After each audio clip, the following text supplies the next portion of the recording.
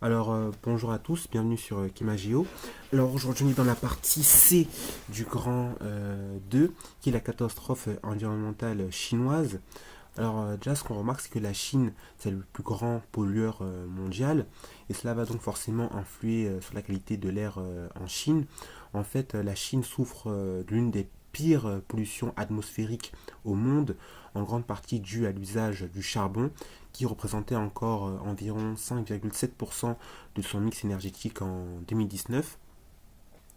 Vraiment, et selon vraiment tous les spécialistes, la qualité de l'air en Chine, elle est vraiment très mauvaise.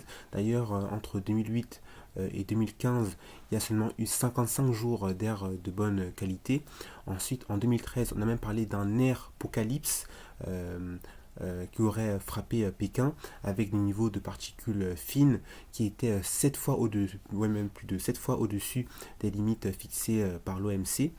Et aujourd'hui, on remarque que même il y aurait près de 1,5 million de morts précoces par an dues à la pollution de l'air en Chine. Ensuite, l'autre catastrophe environnementale, c'est forcément la pollution des eaux en Chine qui va entraîner des pénuries d'eau.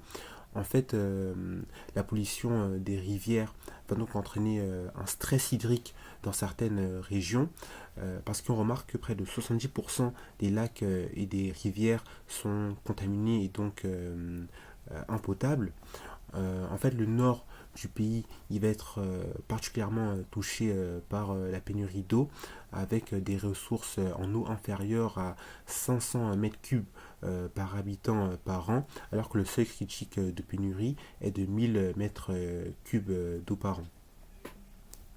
Ensuite, l'autre problème environnemental de la Chine, c'est qu'elle produit beaucoup trop de gaz à effet de serre, donc les GES.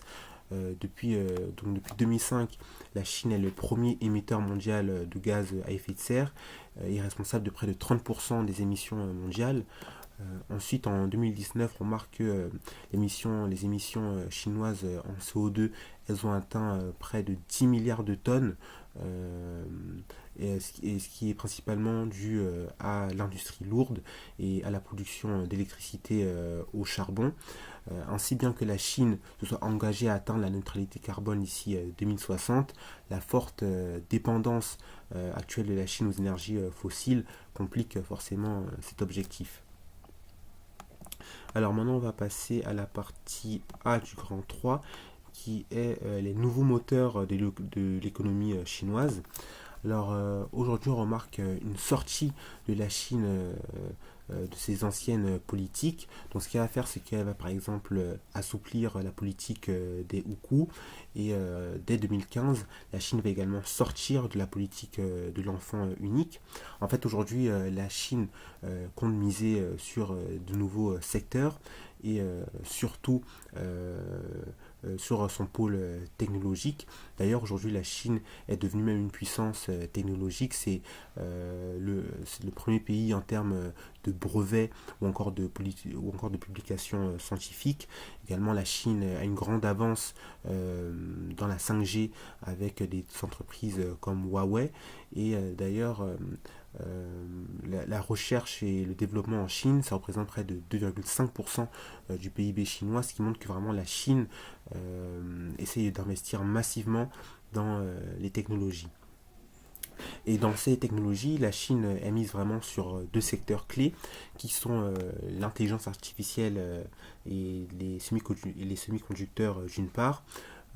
En fait, dû aux restrictions américaines sur les semi-conducteurs, la Chine elle va accélérer sa production domestique. Dès 2023, elle va investir environ 13,5 milliards de dollars dans l'intelligence artificielle et les semi-conducteurs, avec par exemple le projet SMIC, Semiconductor Manufacturing International Corporation.